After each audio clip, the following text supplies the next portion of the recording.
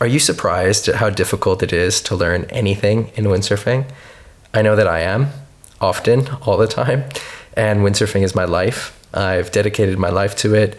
I compete on the world tour, and I've been focused since I was a kid on getting better in windsurfing.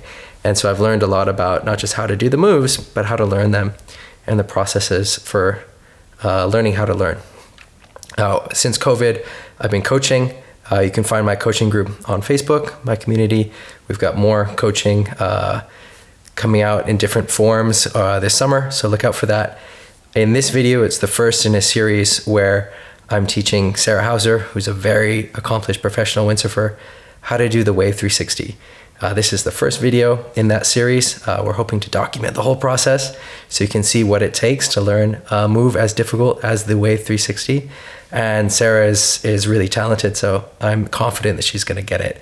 She's got a lot of great insights into learning, and that's the topic of this first discussion, is really just about learning. Before we get into the specifics of the Wave 360, I hope you find something useful. Let us know in the comments what is most useful for you. See you in the comments and see you in the Facebook community. Hi, Sarah. Hi, Graham. How's it going? Going great. So, for anyone who doesn't know, and I'm sure everyone does know, Sarah is one of the pro windsurfers at Hokipa. She's known for her great bottom turn and for winning the Aloha Classic as well, which is an accolade that not many pro windsurfers have. So she's got quite rarefied talent. I'm very happy to be talking with her. Today we're going to be talking about learning, and we're going to be talking about the 360. For those of you who have followed my coaching, you know that I am very interested in the process of learning and the different techniques for learning. And I'm quite skeptical of a lot of the traditional learning methods that focus just on how-tos, do 1, 2, 3, 4, because often we know how to do a move. We know those how-tos, yet we aren't doing the move. So there's a few more steps in the process that need to be done to help learn a move. And so I'm going to be working with Sarah to tackle the Wave 360. So Sarah, what was the last move that you've learned?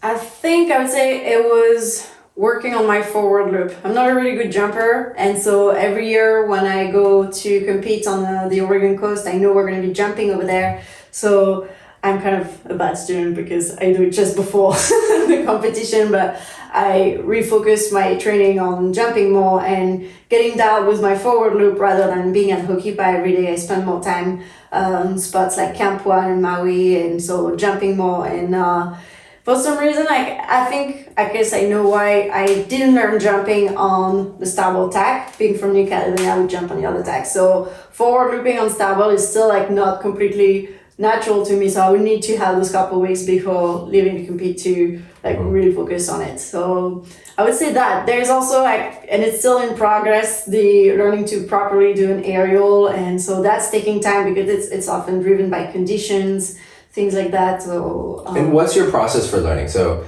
you say, today I'm going to learn the aerial. What do you do? Well, I kind of admit to myself that I'm going to spoil some waves, it's we're not here to have fun, at least for the first part of the session. It's really to make sure you get the, at least a good amount of attempts before you start to play and just ride for your own pleasure. And so if I can have somebody film me and have some kind of video, that's super helpful because I can look back at it, or at least somebody who's watching me. And oftentimes it ends up being Casey, my husband, and he's a really good windsurf coach. It gives me a lot of tips and pointers. What I find though is that I have to almost bring it down to 1 or 2 words that I can think about, because everything happens so fast in the moment, and I need to find this 1 or 2 words that I can think about. And I remember when I was younger, learning to Vulcan, sometimes it was not even a word, it was an image. I remember a friend just showing me how they would transition their body over the board, and that image, when I would really focus my mind on it in the moment, I was able to be more successful. So identifying the 1 word or the 1 image that allows me to think about the right movement that I need to do to accomplish the move. That makes sense. There's a lot in what you just said that I agree with and can identify with. One thing that I'd maybe push back against is you said that when you're going out and you're going to try something, that then it's not just about having fun. And my attitude with that, which is not always easy to do, right? We don't always control our moods and emotions, but what I try to do is find the fun in the crashing. And because learning is crashing. If you're not crashing, you're not learning, right? That's the learning process, is falling. Yeah. And so what I try to do is find the fun in that. So then rather than being frustrated that I'm falling, enjoy that process, that falling process. Mm-hmm. And I think for everyone, that enjoyment can be a bit different. It can be a fun of just like feeling the sensation, or a fun of, every time you do it, you get a little bit closer, and just finding the fun in that incremental progress. Or it could be enjoying getting worked, right? Like the roller coaster of the whitewater, which I know is scary for a lot of people. But if you can start having fun while you're getting worked, while you're getting tumbled in the wave, it will make you a better wave sailor, because then you're not scared and you're able to commit and you're having fun, whether you're landing the aerial or whether you're, getting doing 10 somersaults under the water. But it's so true, because when we were kids, we would love to just like get pounded in the shoulder. Uh-huh. Like, I know I would just get stumbled upside down, and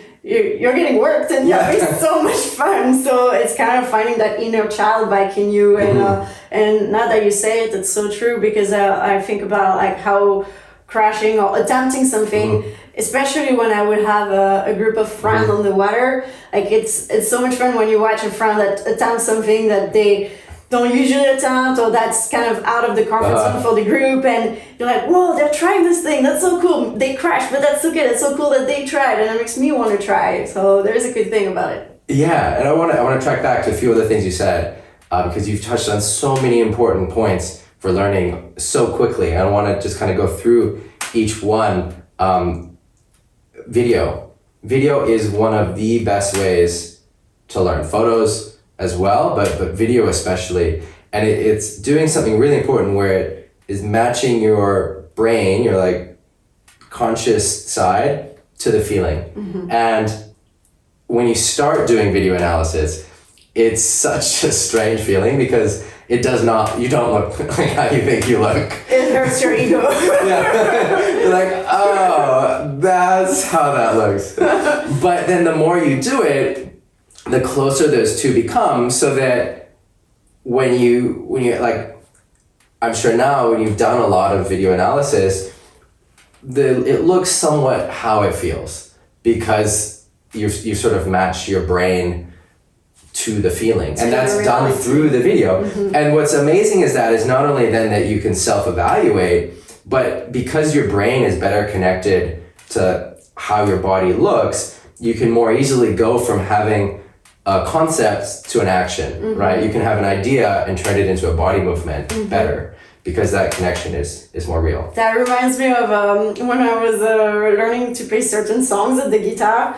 There are songs that you've listened to a million times, so you know exactly how they sound, and you play them, and what you hear is not really what you play, but it is the expectation of the song. So you think it sounds amazing, and then if someone records you or someone else listens to you, they're just like, what is this thing? And so there's this huge gap between what you think you're doing and what you're actually doing. And by doing more video analysis, I think that it's closing that gap, so that what you think you're doing is actually really what you're doing. When you think you're really moving your hand back on the boom, it is really moving back on the boom, not just doing this, and you think, oh, I did it so fast. Right. Yeah, great point. And then I would track back to then another thing that you said about one word or one image, and I think that's also a great technique. And both of those, having the word and then having an image or emotion. And like you said, it's too complicated to go have the whole move in your head and to think of it step by step. Things are happening too quickly. And most important, I think, is that when we're riding waves, you can't project onto the wave. I think this is one of the biggest mistakes that people make, and it's one of the most difficult aspects to wave riding, why it makes it so difficult to coach, because the surface is always changing. Like unlike a tennis court, unlike whatever, you've got to be reacting to the wave. You can't be projecting onto it. You can't, on a tennis court, you can say, all right, I'm going to go practice my serves today. Whereas, if you could say, I'm going to go practice my aerials today, and the waves are not setting up for it, you can't just project that onto the waves. You have to read what the waves are wanting you to do, what is possible to do. And so it's just too difficult to think of all these steps and then apply it on the water. It just doesn't work. So instead, focusing on a certain image or a certain word or a certain movement, it can really be helpful for a lot of people to think just about getting that wide grip in the bottom turn. And that it's like magic. You have your wide grip, you've got so much more power, so much more control. Or when you're coming back up on the bottom turn, thinking about getting this like S position with your front arm, to bring that sail across your body to then set up for the cutback. Or, there's a whole bunch of them. And for each move, there's maybe 100 of these different like images and words and motions. And everyone's kind of got to find their own, because there's... Yeah. They will unlock the rest of the movement, and for each person, you're not blocked at the same point of the movement. So with someone that can be more of the backhand that's going to unlock the bottom turn, with another person that front hand tip that you gave, or something about the knees and the hips and the gaze. So that's why I think it's important to experiment and see like, oh wow, really like pay attention when you did something right. What was I thinking about, and to refine that. Yeah, and I think this is kind of a side effect as well, at least when you have a word, there's a certain like meditative aspect, almost like a mantra.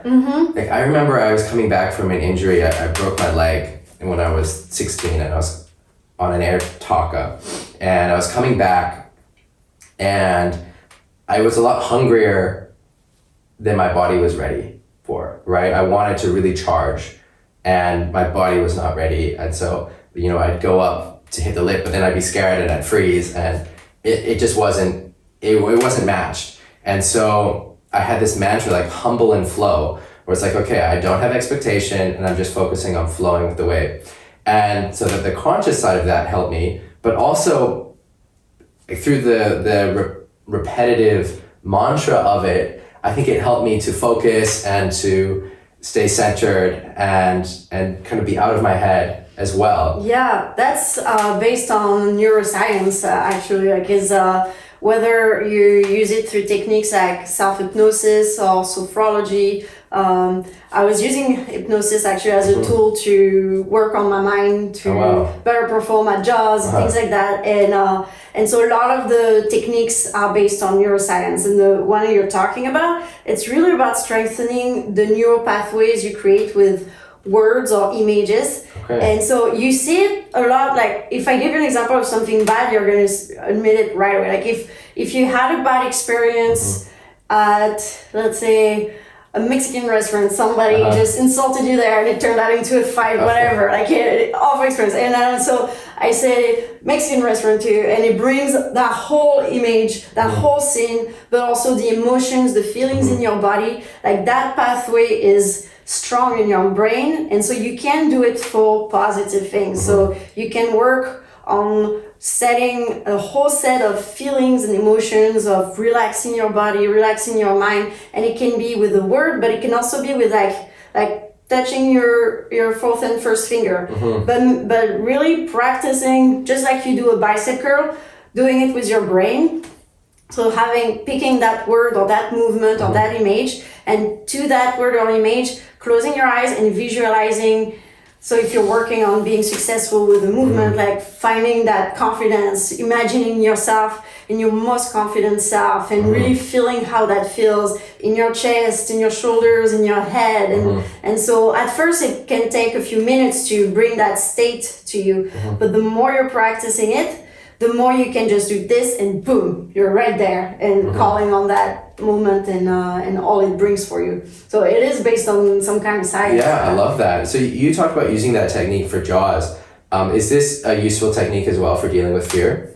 Yes. So how would one use a technique like this to help with a fear in waves? Like this is a question that I get a lot in my coaching. This is maybe the number one question. It's about how to deal with the fear, because there are a lot of people who are good windsurfers, they're good wave sailors, but in certain moments, they get stuck because they're scared. They hesitate, they freeze, and that's one of the biggest things holding them back. So how would they use a technique like this? So first I want to say that you need real preparation. It doesn't matter how much you want to tell to your brain that I'm strong and confident. Like if you haven't trained and prepared, it's normal that you're not going to feel strong and confident, you know? So you need that training, whatever it is that keeps you fit and safe in your body so that you can challenge yourself in the waves. So now saying that this is done and you have that, you can still be out there and think, what if I get injured? What if I get, what if I'm ridiculous and everybody laughs? And what if I break my equipment? Like if your brain is focusing on that, you're missing out on so much of the things you could accomplish if your brain was focusing on, I train hard, I'm going to perform my absolute best. I'm confident, I'm a fighter, I'm a warrior, like whatever speaks to your mind, to your brain, whatever words are resonating for you. Like your humble and flow was resonating for you.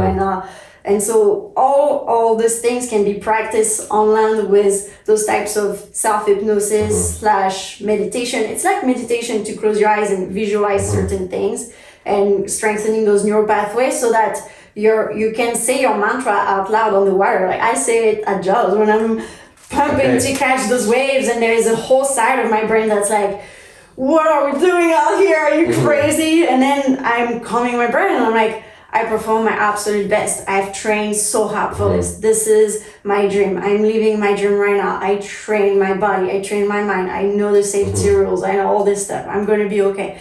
And there's still a possibility to get hurt and injured, but really less chance to get hurt, I think, when you are actually confident, because you're going to be more focused on doing the right thing. 100%. I think this is one of the most important points in windsurfing and probably other similar sports like surfing. It's when you're scared, it's when you freeze up that you're in danger. You know, when you're confident, you're loose, you're relaxed, you're pushing, you're going fast. It's when you're scared that you freeze up, you break, you slow down. Going slow is more dangerous. The faster you're going, the easier it is to balance. The faster you come out of dangerous situations. Like the trick to hitting big lifts, riding big waves, is going fast. Because then you don't get stuck in the dangerous part. You fly through it, fly over it. And so if you're slowing down, you're making it worse for yourself. And that's unfortunately what most people do when they're scared, is they freeze up, they go back, they hesitate, and that's the moment that things can go wrong. I do too. And like, I mean, I have so many, I mean, a few really vivid memories of like clips that I looked at. I was like, whoa, I'm late. But for some reason I like found all the confidence to be like, I'm just going to go with all I have. And it didn't ended up in a successful turn, but with being overcommitted, it was just an totally okay crash compared to the vision I had just before. I was like, if this doesn't go well, I'm going to get destroyed. No, I actually like overspeed on the wave, and it ends up being better that way than what you, speed on. That's also a feeling that I just love. That's a feeling of wave riding that is one of my favorite feelings. Is like this fear in your stomach and this wave, and you got this big lip in front of you, and the ocean, you're never going to win against the ocean. The ocean is always going to be more powerful than you are. And it's something for me that is bordering on religious almost. I'm not religious in other ways, but it's like this faith that if you throw yourself into the hands of the ocean and fully commit to it, you're fully thrown in, it will take care of you. You'll be safe. I would say into the hands of the ocean and the hands of your training too. This is true. And there's something. This is something I've learned recently over the last few days, which has been kind of eye-opening for me. So I would say that I've built a lot of confidence in big waves. I'm happy to go up to Jaws without a vest, without a rescue, depending how big it is, or at Hokipa. I love to swim when it's like so big, they're, 20-foot waves coming in, and the lifeguards freak out until they see that it's me. I love that. I feel totally comfortable, totally fine, and I've built my life around this, and I'm comfortable swimming. I'm comfortable diving around in big waves. I don't know how many experiences I've had, and it's something I consciously train as well. Like I try on most big swells to go out and Hokipa, I'll do a lap where I swim out around the rocks, go to the outside, go around. I've done it sometimes where I swim down like to mamas and back up, and just to be really comfortable. But in the last few days, I've been trying to get footage for the coaching where I've been wearing a helmet with a camera sticking out. Now the waves have not been big at all compared to what I'm talking about before. I'm terrified because it just changes the dynamic.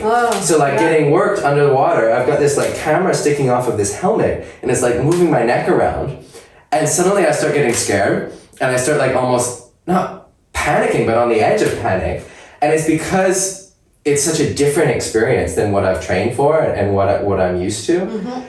And it's been so interesting for me to have these experiences where I'm getting worked and I'm really scared. I'm like, wow, I'm not used to this feeling. This is so weird. And then I notice myself making mistakes. Like one of the biggest rules, I think, it depends. There are exceptions to every rule. But one of the biggest rules is you want to hold on to your gear as long as you can. And as it doesn't matter, you're fighting to hold on to it. Mm-hmm. The gear floats, the board floats, you're safest with your gear.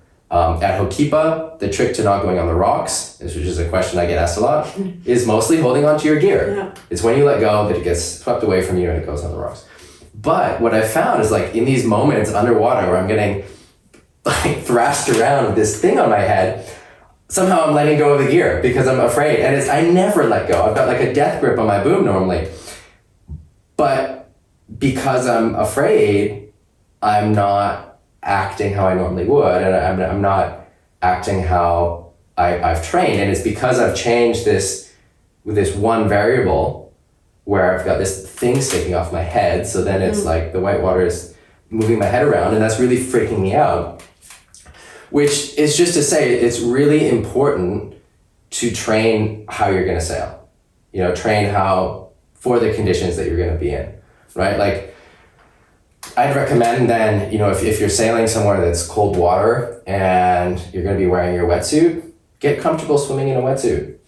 Put the time in to practice that, because it's going to be different if you're, in a Speedo in the pool versus if you're in like a 4 or 5 millimeter thick wetsuit. Yeah. And having that comfort and training for that moment is really important. Mm-hmm. Yeah, it's true. Like to be comfortable with the equipment, what you're wearing, the gear you're using, so that you feel right at home when you're doing your thing. And it's a progressive process too, and finding those little increments that gets you to push the comfort zone, to discover it, and then to practice, repeat, know it, become confident. It's a long process, but it's why most windsurfers are very passionate people.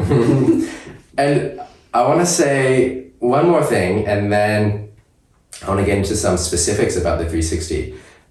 What I want to say is that because this learning process involves a lot of falling, and it involves a lot of not succeeding, and it's good to find fun in that, but because it involves these sort of failures, I think that it can be really helpful to focus on your successes at the same time.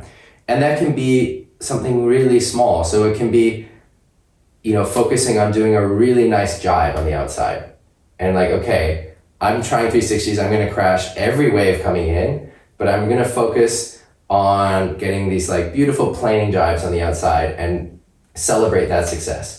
And so you have a bit of a balance. So you still are confident and you still have this sort of sense of mastery that's then paired with that constant failure, constant falling, which is learning. Mm-hmm. But I think having that balance can really help. Yeah, I agree. Yeah, you just want to come out of your session not feeling like completely beat up. Like I just spent 2 hours just crashing. Which I guess I was doing that as a kid, but to walk around it would be like 300 crash a week. Right. But when you're a kid, it's different. I think like when you start to do the sport for a longer time, and if you have a job or something, like you go windsurfing to relax and have fun, not to just like train. I mean, we're professional athletes, but not everybody is. And so, yeah, it's a really good point to make it sustainable, to keep trying something difficult, to make sure you have that fun so that you still enjoy your session. All right, so let's just do a quick recap. So we talked about,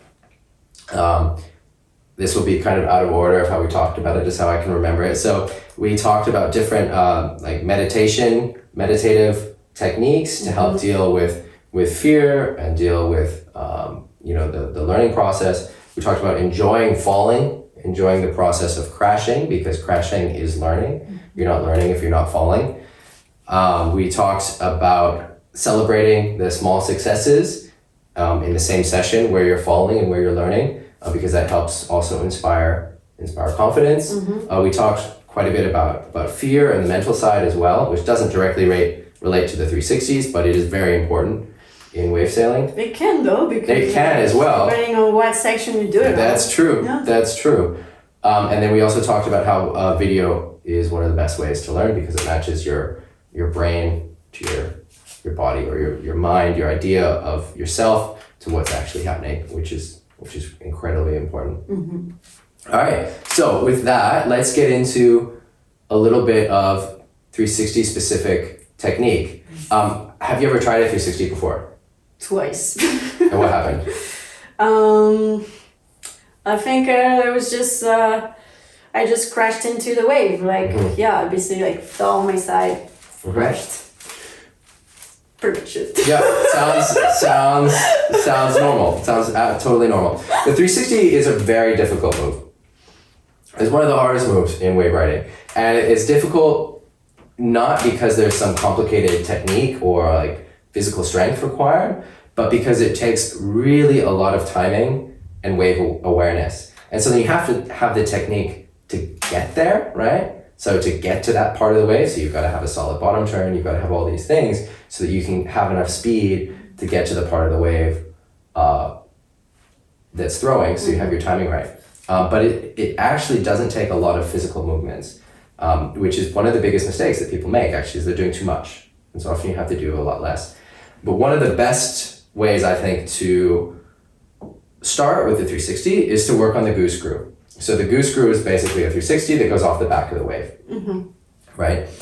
And by doing the goose screw, it teaches you the basic technique without worrying about the timing, and hopefully with less of a fear aspect, because you're not looking for that perfect. Exactly. You're not in the really critical part of the wave.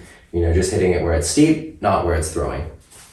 And so I think that's a good starting place for the move. And then once you're comfortable with that rotation, where you're comfortable going off the back of the wave, then you start looking for the section that's throwing. And I don't want to talk too much about this because this comes later. We're going to talk just about the basic dynamics of the move, and then work on the goose screws and then get into the other part. But what I will say now is that the trick to the 360 is getting what I call the high five. So in my coaching, we're very focused on getting this high five with the wave, which is the moment the lip is throwing, having it connect with the bottom of your board, the surface of your board. So waves are this energy, right? They're this kind of chaos, this like kind of organized chaos. And the process of riding waves is taking that energy and turning it into board speed, essentially. Like if you're just breaking it down, that's what's happening, right? And so you don't need to do a lot of work. So one thing I tell people is that if you're working hard, you're doing it wrong with riding waves. Like you're not forcing it. Like what you're doing in riding waves is you're putting your board in positions that then it's allowing the board to pick up the speed of the wave and do it for you, right? Like the boards have so much design in them we're both riding boards from Fabien, who's an amazing shaper. I love his boards, the Taboo boards. And you just put them in place and they pick up the speed of the wave. So what that means is you're never forcing the board this way. You're putting it on its rails, right? Yeah. Which is what you do all the time. And so then when you're dealing with the lip of the wave, what you're trying to do is you're making sure that the bottom of the board is faced to pick up that energy. So it gets that direct hit, that high five, that contact. So right when the wave is throwing, it's making that contact with the bottom of the board. It's not making it with the side of the board, because then the board's not designed that way. It's not going to pick up the speed, right? And then it's also about the timing, like exactly when it's throwing, because that's when you're picking up the most energy from it, right? And so this is the same for off the lips, for aerials, and as well for 360s. And so a lot of the 360 timing is about getting that moment, so then it gets you that pop. To bring it back down. Back into the wave, exactly. And one of the mistakes that people make also when they're learning is trying to go too vertical. And actually you don't need to go that vertical. You can do them almost going down the line, as long as you get that high five contact. And that's something we can go through later. After we've got the goose grooves kind of figured out, we can look at some videos and do some review of looking at a bunch of different kinds of 360s. Because one of the other confusing aspects to the 360 is that there are so many different kinds that if you're looking at one end of the spectrum versus the other, they're almost different moves. Like if you have like the full-on carving Francisco Goya 360 versus the Bjorn Dunkerbeck Air 360, they're almost different moves. And they have a lot of similarities, but they're pretty different. And there's a whole spectrum in between. And we call all those moves a 360, wave 360. And so there is a bit of learning process for the different styles of 360. Okay. Yeah, so let's get into it, and I'll show you some of the basic goose screw technique. Sounds good. Let's do it. All right. Thanks, Sarah. Thanks for being brave enough to let us document this process. I hope that it's useful for everyone watching at home. If you are watching at home, let us know what move you're working on, in addition to what was most useful from this conversation for you. And subscribe to the channel to catch all the next videos in the series as Sarah learns the Wave 360 and other coaching content that's going to be released throughout the year.